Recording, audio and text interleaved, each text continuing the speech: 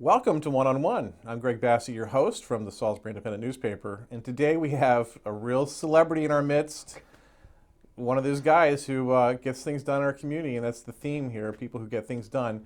We have Dr. Ray Hoy. Hi, Greg. Good to see you today. So what do you do with your time? That's a great question. I wonder if I have time. Who are you? Who am I? I'm just a guy who is very interested in helping and supporting this community in any way possible, but mostly through education and training and support and economic development support. So you're the president of Warwick Community College. That too, yes. Now there's a lot of people over there at Warwick.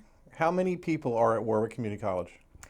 Last year we had to figure out how many people actually are employed there, and including students. Helps when you do the payroll. Well, it does, and that's we went through and looked at the payroll, and we had actually 700 people on our payroll a year ago, but that includes a lot of student workers. Right. And part-time faculty members and people who work for us in a number of different capacities. Now how many students?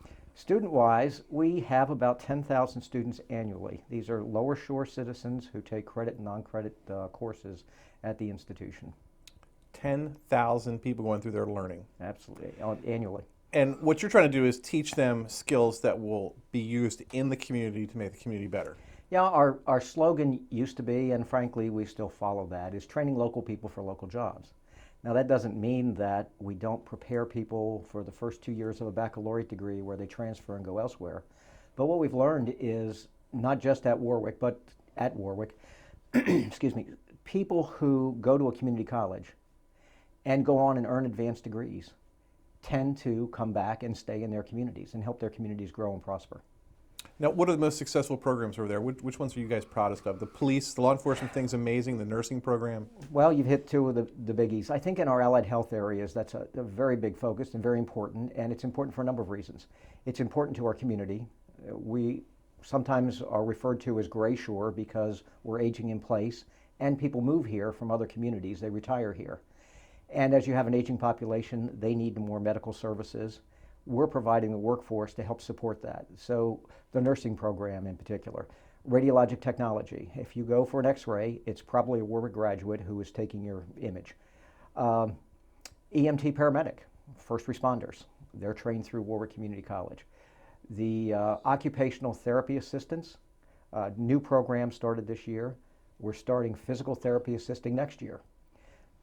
So those are some of those programs. But in addition to that, on the credit side, we have non-credit offerings that can also support that with geriatric nursing assistants, people who are working in the nursing homes, certified nursing assistants who are working in the hospitals and delivering first-level care, pharmacy techs who are working in, we have a pharmacy on every corner in our community. Yeah. So they get their training through us. The phlebotomists, you go and take blood, your blood work's done. We've trained those people as well. There's a panoply of services and educational training that we do through both credit and non-credit. You mentioned the law enforcement. We have police officers coming to campus, new cadets, but also officers who are in the field. Over 1,000 a year come back for training through our programs and offerings. And that's not our biggest program. Our biggest program is actually the General College Studies or the Liberal Arts Transfer Curricula, where students come for 2 years and then transfer on to a 4-year degree.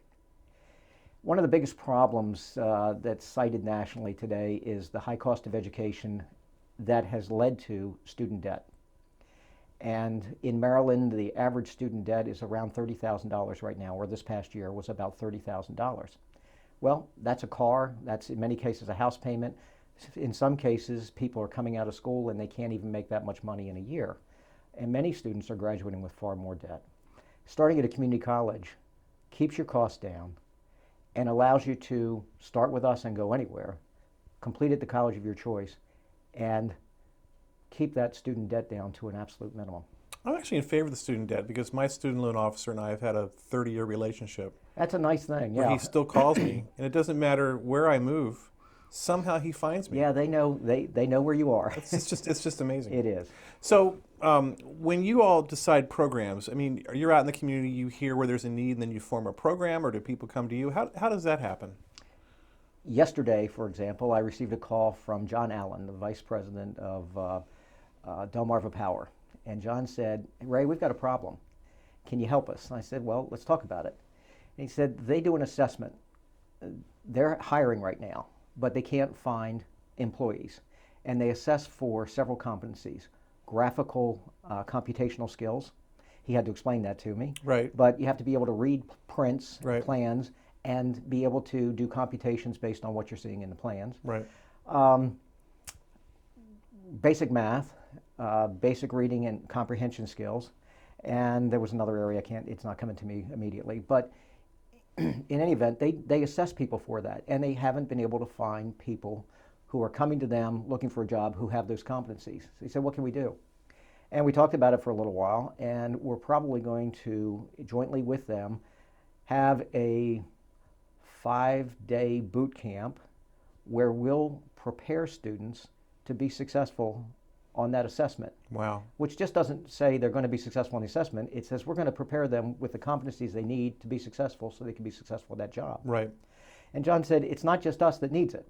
It's Chop Tank Electric, and there's other businesses that assess for those same competencies. Right. So that's just an example. One phone call, I make a phone call to our continuing education division, and they say, "Yeah, we can address that," and we're working together to try to do that.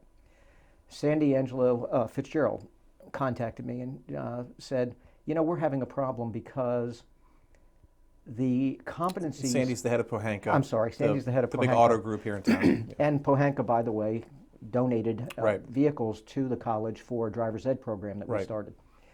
But she said they're having a problem because they don't have people coming to them with the skill set to be able to be automotive mechanics. Now, you may or may not know this, but every automobile maker has their own school.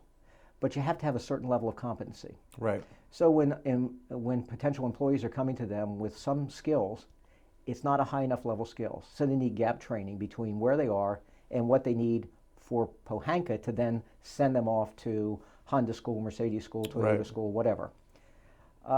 So got our people working on it. We're working jointly with them, and they're defining the curriculum. When we work with business and industry, we have them define the curriculum because they know what they need. But we know how to educate, train, find people to teach that. So we'll be delivering that level of instruction at Pohanka, at their job site, for people who want to be employed in that industry. Right. Now, you walk a line between the two counties. Worcester County contributes to Warwick. They're the War, and the Wick is Wycomico. And we also support Somerset. And Somerset has a play in that. Who's the biggest fish in that? Where do most of the students come from? Well, it's based on the population. So the largest percentage of our students are going to come from Wycomico County.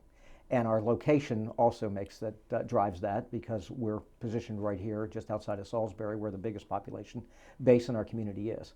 So if you're saying who's the biggest fish, well, it's going to be Wycomico because that's where our students come from. But Right. it's really a partnership between the counties in support of the institution. Right. But, and I was one of the ones who was opposed to putting the campus out there. I thought it should be in town and would help develop Salisbury. But people who I know who live down in Worcester County, it's only 20 minutes, 15 minutes from Ocean Pines to your campus. I mean, it's really convenient for people who are down there. And in the southern end of Worcester County, when you go down through Princess Anne, Somerset, and then down into Pocomoke area, Right. Easy access, 13 to 50.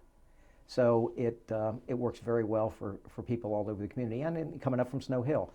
It's really an excellent location, and kudos to the people who chose that location. That was obviously before my time. Right. All this talk now about doing classes online, the digital environment, never having to sit in a classroom, being able to do everything remotely. What's your thought about that? I've got mixed emotions myself. Well, we started out with everybody else in this, and put together online courses. It's important in some respects, but how important is it for a community college? Here's where we've come down on this issue. We know that there are people who are shut in, stay at homes, that can't access us, and we want to be able to provide services for them. But our mission is local. So I'm not trying to recruit people from Arkansas or Texas or Abu Dhabi or wherever. So we offer an assortment of online classes, but not programs. That hasn't been our choice. We really believe in face-to-face. But what we have done is we've added an online component to every course.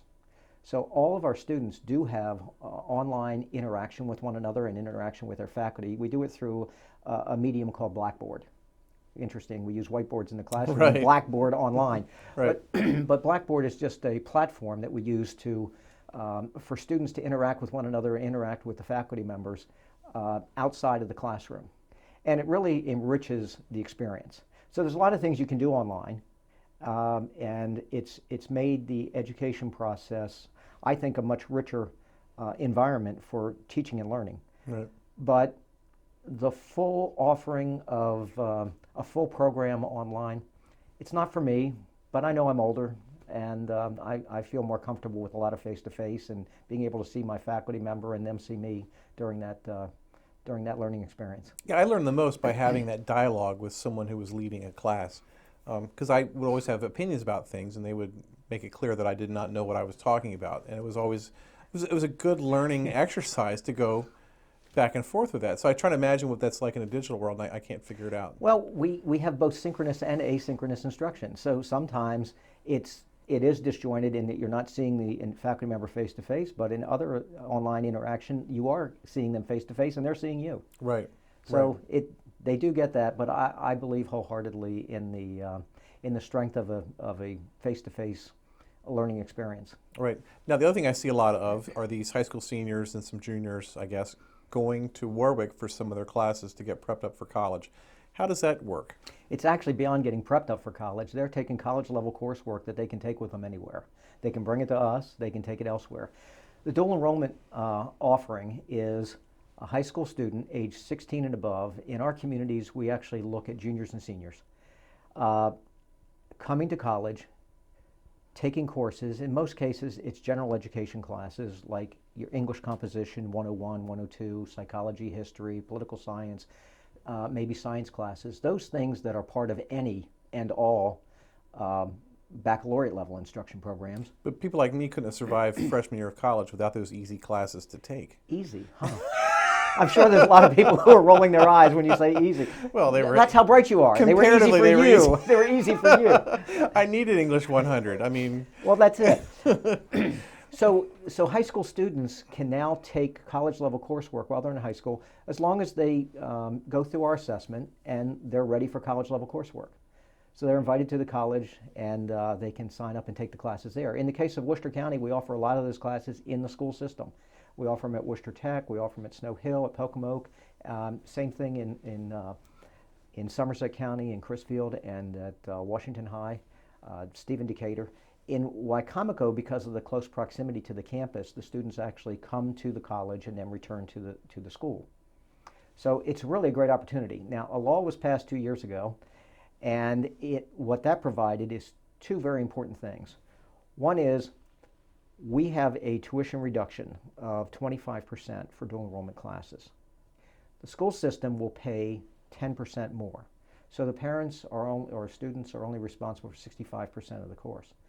But for children who are free and reduced meals, and in our community, that's 185% of the poverty line. right. In our community, that's 60% of the students in Wicomico. Yeah, it's stunning. It's stunning. It's over 70%, 75% in Somerset, and a far lesser percent in Worcester County. It's in the mid to high 40s. But it's still people, those individuals can come. We've discounted the tuition rate. The school system pays the rest of the tuition. What we've been able to do so far is provide the gap funding, because they still have to pay fees, which are very modest in our institution, and books. And we've been able to provide the gap funding for those students to buy their books and pay the fees. So it's absolutely free. If they meet the criteria to enter the institution, they can take college level coursework while they're in high school, get college credit, Right. and move forward. Now, studies have shown that kids who take college courses while they're in high school are more likely to graduate from high school, they're more likely to attend college, and they're more likely to graduate from college. So this is all good. Right. Great, great program and opportunity. Now, I saw in a State of the Union address, President Obama wants everyone to have a free community college education. Is that what I heard? You did. How does that make you feel? Well, in many ways, I think it's great. In other ways, I'm a little concerned about it because it costs money. So let me talk about it from a couple of different perspectives. There are states, there are communities who are already doing this, and President Obama focused on Tennessee, a Republican state that has introduced free community college tuition. The purpose is to raise the education level of their students because there's clearly a recognition, we all know this, that education is the pathway to a middle class. So what better way than provide the first 2 years of education to get people to have a skill set to be able to get a great job? It makes great sense. It's not brand new. Garrett County, Maryland already does this. Right. And Garrett's been doing it for a number of years. It was actually a proposal from their economic development director who said we need to raise the standard of education in our community to be able to recruit businesses here and to have a better way of life for citizens of Garrett County. So since I think 1996, they have been paying for every Garrett High School graduate to go to college at the community college directly after high school for up to 3 years to earn a degree. It's a wonderful program, and they've had great success with it. I've seen the data. It's really been a great project for Garrett County. How do they keep that from being like 13th, 14th, and 15th grade? Well, it's not that everybody goes. Right. It's just that anybody who wants to has an opportunity, and somebody's paying for it to help them get that education, and it's raising the standard of living in the community by raising the education level. Because you think about all the social aspects of having higher education. It reduces medical costs. People who have an education are healthier. It reduces problems with law enforcement. If you have an education, you're likely to have a job. You don't run afoul of the law. Right. in many other ways. There's been many studies done that the return on investment is extremely high for communities. So Garrett has made that commitment. The state of Delaware has made that commitment. They have a program called the SEED program. And any Delaware high school graduate who goes to either Delaware Technical Community College or to the University of Delaware parallel program on one of the Del Tech campuses and has a 2.5 grade point average can go to college for free for the first 2 years. Great. It's frankly a very similar model to what's being proposed by the president. So what these models do is it's, again, gap funding. They have to apply for financial aid. After all financial aid is covered, if there's still dollars that are needed to help support those students, then the tuition that the state provides or the community provides covers that. In President Obama's proposal, the federal government would provide 75%, and they're asking the states to provide 25%. A modest amount when you think about it. Right. But today we have about 150,000 Marylanders taking credit coursework in the community colleges. We know those numbers would increase. We have 500,000 Marylanders taking courses at community colleges annually, but in the credit arena, it's about 150,000 Right. that take them. We know those numbers would increase. We also know that some of the people that would start coming would probably have more needs for academic support. So there's cost associated with that. So let's think about the cost factor. How are we going to pay for all that? That is the big question. And I don't have an answer for that. That's for others to determine. Do I think it's a good idea? I do in many ways. because we know that more education creates a better environment for everybody. If you think back to think way back, before us, around the 1890s, at that time in our history, an 8th grade education was considered as high as you needed to go. It was the state of New York who stepped up and said, we think a 12th grade education is where you need to be. We need to, for our new industrialized nation, we need to raise the level of education of the citizens. And they stepped up and said, we're making an 8th grade education. Other states got on board, and now that's the world standard. Okay, so we went from 8th grade to 12th grade. Is today the time to change that and say a 12th grade education isn't enough because of the complexities of society and the technology and everything else? Should we have more education? Should that be free? And is that what we need to do to enhance and increase our competitiveness worldwide? Maybe it is. Maybe it's time to do that. The big issue is, how do you pay for it? In Wycomico County, education gets talked about a lot, and I'm not sure it's always talked about in the most positive way or proactive way, the most beneficial way, if that makes sense. It's talked about because it's expensive. Because it's expensive, but you're on the receiving end of these students, so you see the products of the Wycomico County school system when they enter your institution. What do you see in that? How good are those kids? Well, we have great students, and they get better all the time. I mentioned a law that passed recently. It's the College and Career Success, College and Career Readiness, and College Success Act of 2013. And there were a lot of moving parts in that bill. Part of it was dual enrollment, because let's get students started early and get them educated, get them some college coursework while they're still in high school. Other pieces of that include an assessment at the end of their junior year for college readiness. If they're not ready, then during their senior year, they need to take a transition course to prepare them for college. So my expectation is we're going to see an ever-increasing pool of students who are ready to go to college. You know, right now, we have a high percentage of students who, when assessed for college readiness for general education, math, and English, still need some support.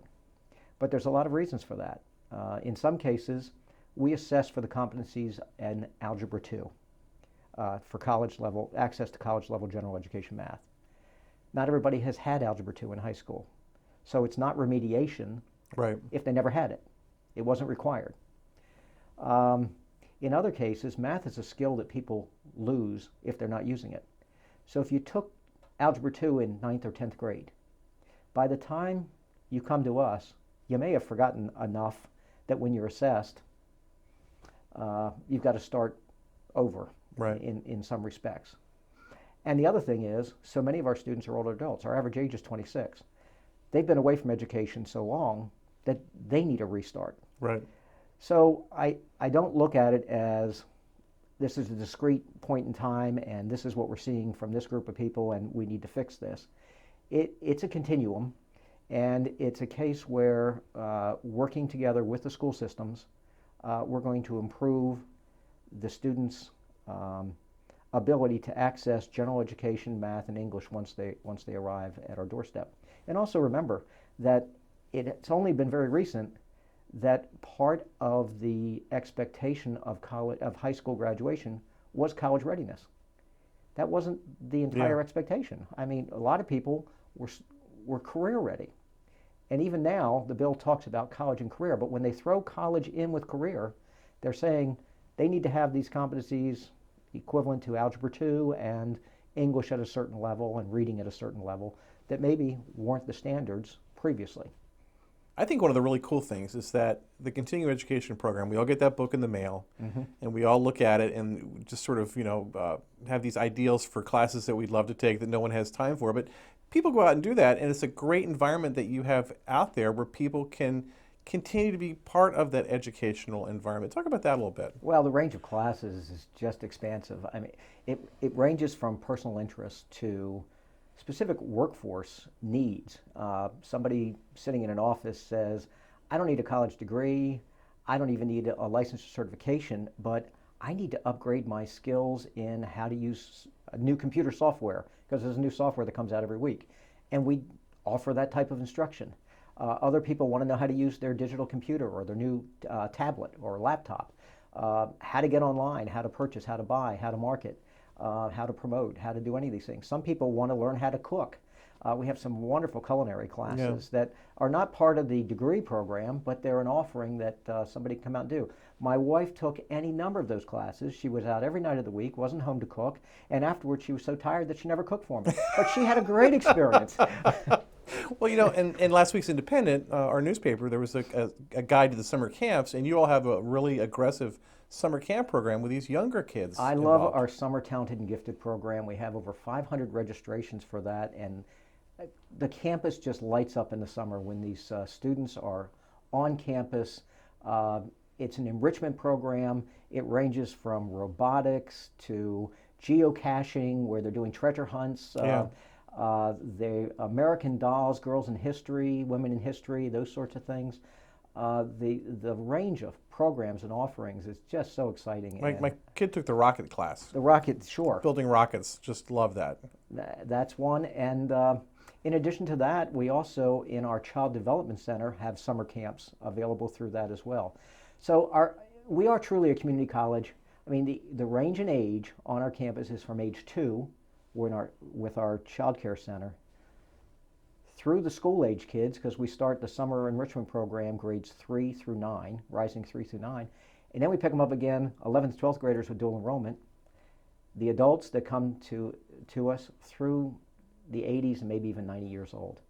We truly are reflective of the community through all these programs and offerings that we have, and it's an exciting place to be part of. He's Dr. Ray Hoy, president of Warwick Community College. He's the smartest man I know. And I've always said this, you have 7, 8 academic degrees? You know better than that. I have a lot of wallpaper. And it wasn't just given to him. You had to take tests and stuff, right? I mean, 1 or 2, yeah. Anyway, another one of those people that would never talk to me if I didn't have a TV show. Thank you, Greg. I appreciate being here today. I'm Greg Bassett from Salisbury Independent. It was a thrill this week to have Dr. Ray Hoy. Keep watching right here on PAC 14.